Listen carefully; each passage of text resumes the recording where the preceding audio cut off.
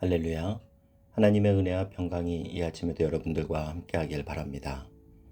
오늘 우리에게 주시는 하나님 말씀은 창세기 35장 1절에서 3절까지의 말씀입니다. 하나님이 야곱에게 이르시되 일어나 베델로 올라가서 거기 거주하며 내가 내 형 에서의 낯을 피하여 도망하던 때에 내게 나타났던 하나님께 거기서 제단을 쌓으라 하신지라. 야곱이 이에 자기 집안 사람과 자기와 함께한 모든 자에게 이르되 너희 중에 있는 이방 신상들을 버리고 자신을 정결하게 하고 너희들의 의복을 바꾸어 입으라. 우리가 일어나 베델로 올라가자. 내 환난 날에 내게 응답하시며 내가 가는 길에서 나와 함께 하신 하나님께 내가 거기서 제단을 쌓으려 하노라 하매. 아멘.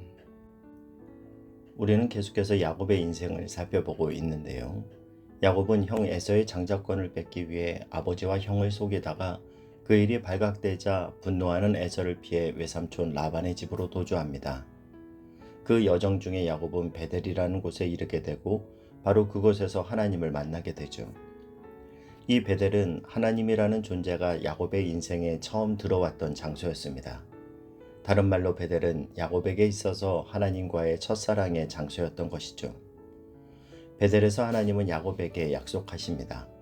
내가 너와 함께 있어 내가 어디로 가든지 너를 지키며 너를 이끌어 이 땅으로 돌아오게 할지라. 내가 내게 허락한 것을 다 이루기까지 너를 떠나지 아니하리라.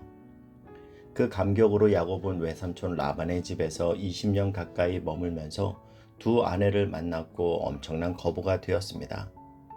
그리고 다시금 아버지의 집으로 돌아갈 때 야곱은 형 에서의 분노와 직면하게 됩니다. 그 두려움 속에서 야곱은 가족과 자신이 모은 모든 재산을 강 건너로 먼저 보내고 야복나루에 홀로 남아 있었을 때 다시금 자신을 찾아오신 하나님을 만나죠. 그 만남으로 야곱은 드디어 인생의 주인이 바뀌는 분이엘의 영광의 아침을 맞이합니다. 그 일이 있고 난 후에 그는 에서를 만났는데 놀랍게도 에서가 야곱을 환대해요. 야곱을 용서한 겁니다. 그런데 여러분, 그런 놀라운 은혜를 경험했음에도 불구하고 야곱은 자신이 돌아올 때 하나님의 집을 짓겠다라고 약속한 그 베델로 가지 않고 세겜 땅에 머무는데 무려 10년을 거기서 거주합니다. 그렇게 야곱은 머물지 말아야 할 세겜에서 10년이나 안주하다가 그만 자신의 딸 디나가 성폭행을 당하는 비극을 경험하죠. 이 사건으로 야곱의 가정은 완전히 풍비박산이 났습니다. 이런 와중에 가해자인 세겜 족장의 아들이 협상을 해옵니다. 내가 디나를 사랑하니 자기에게 달라는 거예요. 이런 뻔뻔스러운 태도 앞에 야곱의 아들들은 크게 격분하지만 자신들의 힘이 없으니까 잔꾀를 부립니다. 너희 모든 세겜의 남자들이 할례를 받아야 디나와 결혼할 수 있다. 그래서 세겜성 사람들이 모두 다 할례를 받는데 그들이 고통하는 그때의 잔혹한 피해 복수극이 벌어지는 게 오늘 본문 앞장인 창세기 34장의 이야기입니다. 그렇게 야곱의 아들들이 이런 일을 저지르자 복수는 복수를 낳듯이 그 인근의 사람들이 연합해서 야곱 일행을 복수하려는 위험에 야곱이 빠지죠. 그 위기 속에서 자녀들은 서로 의견 충돌이 일어나며 집안은 더욱 분열되어 갑니다. 이런 총체적인 위기 속에 야곱이 빠져 있을 때 하나님이 다시 야곱을 찾아주십니다. 1절 말씀을 보면요. 하나님이 야곱에게 이르시되 일어나 베델로 올라가서 거기 거주하며 내가 내 형 에서의 낯을 피하여 도망하던 때에 내게 나타났던 하나님께 거기서 제단을 쌓으라 하신지라. 일어나 베델로 올라가서 거기 거주하라는 하나님의 말씀은 지금 그가 있는 곳은 하나님이 허락하신 곳도 야곱이 거주할 곳도 아니라는 말씀이에요. 우리는 이 말씀을 통해 우리 인생에 내가 있어야 할 장소를 정확히 지정해 주시는 하나님을 만납니다. 그리고 우리의 인생이 머물러서는 안 되는 인생의 자리가 있다는 것 또한 알게 되죠. 야곱이 있어야 할 곳은 어디였습니까? 야곱은 베델의 하나님을 기억하고 그 부르심과 약속이 있는 자리로 갔어야 했습니다. 그런데 야곱은 10년간 세겜에 있었어요. 야곱이 머물렀던 세겜은요, 분명 가나안 지역 안에 있었던 곳입니다. 가나안 지역 안에서도 지리적으로나 상업적으로 황금 지역이라 불릴 만큼 풍요로운 곳이었습니다. 인간적인 차원으로 봤을 때 세겜은 야곱의 모든 필요를 충족시켜 주는 곳이었어요. 위치적으로는 하나님께서 말씀하신 베델은 아니었지만 어쨌든 약속의 땅 가나안 안에 있는 곳이었고, 그러면서 자신의 가족들과 함께 살기에 모든 것이 갖추어진 곳이었습니다. 그러니까 야곱 입장에서 세겜은 하나님의 말씀에 온전히 순종한 것은 아니었지만, 그렇다고 아주 불순종했다고 보기에도 어려운 어느 정도 적당한 선에 있던 중간지대였던 겁니다. 여러분, 우리는 야곱처럼 적당한 중간지대를 찾는 순간 본질을 잃어버리게 됩니다. 믿음의 삶과 세상의 삶 사이에서 하나님과 적당한 거리를 유지하는 곳에서의 삶을 선택하는 것이 세상을 사는 지혜가 아니라는 겁니다. 우리는 하나님 없이 살아도 나름대로 열심히 살고 거기에 나름대로의 행복도 있어요. 그러나 여러분, 그것은 진리를 선택한 삶도, 부르심을 선택한 삶도 아닙니다. 하나님을 선택하지도 않고 그렇다고 딱히 하나님을 부정하지도 않는 삶, 이것이 바로 믿음의 회색지대에 거주하는 삶입니다. 지금 여러분이 선 곳은 어디입니까?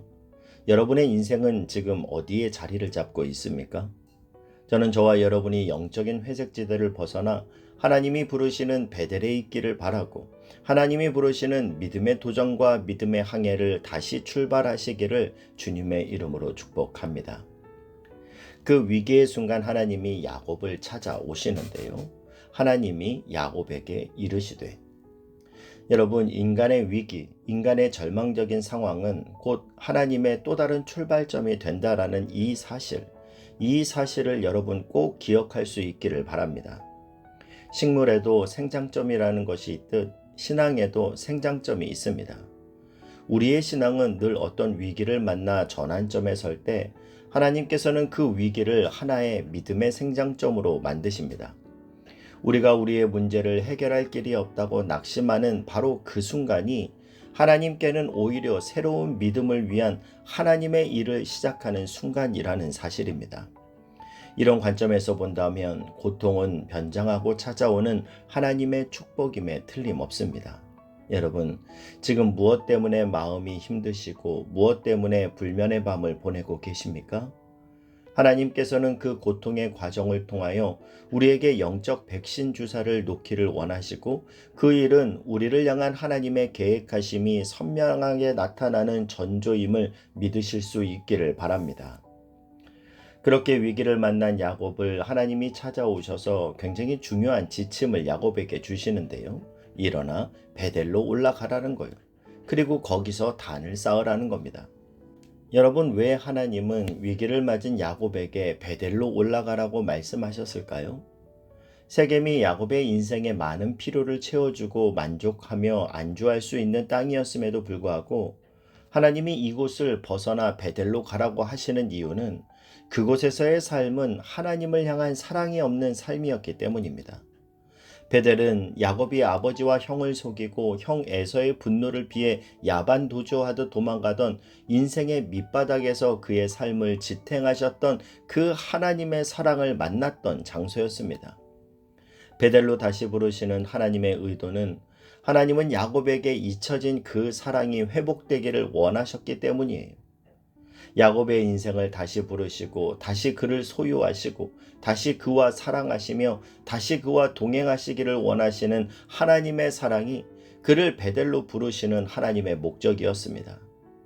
야곱, 너의 지금의 이 위기를 극복할 수 있는 방법은 내가 베델로 올라갈 때 가능하다라는 거예요. 하나님과의 관계를 다시 정립해야 한다는 말씀이신 거죠. 너의 인생의 문제의 원인을 영적인 데서 찾으라는 겁니다. 하나님의 부르심의 야곱은 자신의 가족들에게 3절에서 이렇게 이야기합니다. 우리가 일어나 베델로 올라가자. 내 환난 날에 내게 응답하시며 내가 가는 길에서 나와 함께 하신 하나님께 내가 거기서 제단을 쌓으려 하노라. 여러분, 베델이 어떤 곳입니까? 야곱이 절제절명의 위기를 만났을 때 하나님이 찾아주셨던 장소입니다. 베델이 어떤 곳입니까? 그가 하나님이 자기를 보호해 주시면 다시 베델에 와서 단을 쌓겠다고 약속을 했던 장소입니다. 그런데 야곱은 그 약속을 이행하지 않았습니다. 세겜이라는 곳에 10년간 머물면서 영적으로 둔감해지고 불순종한 거예요. 지금의 이 위기는 영적인 불순종으로 시작된 비극이니 영적인 문제는 영적으로 풀라는 것이 하나님의 대안이라는 겁니다. 오늘 여러분의 삶은 어떠하십니까? 어떤 적신호가 울리고 있습니까? 영적으로 그것들을 바라볼 수 있기를 바라고 영적으로 그것을 풀어나갈 수 있기를 바랍니다.